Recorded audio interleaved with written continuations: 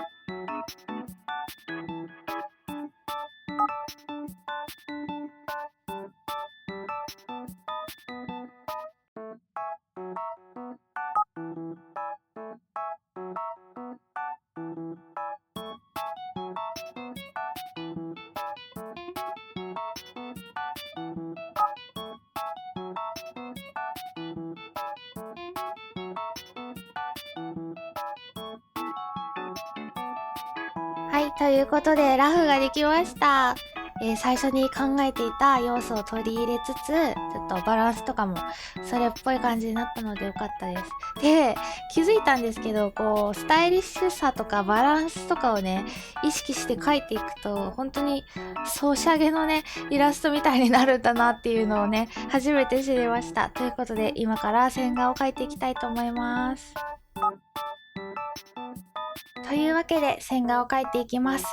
線画もラフもペンは同じです。だいたい顔から描き始めます。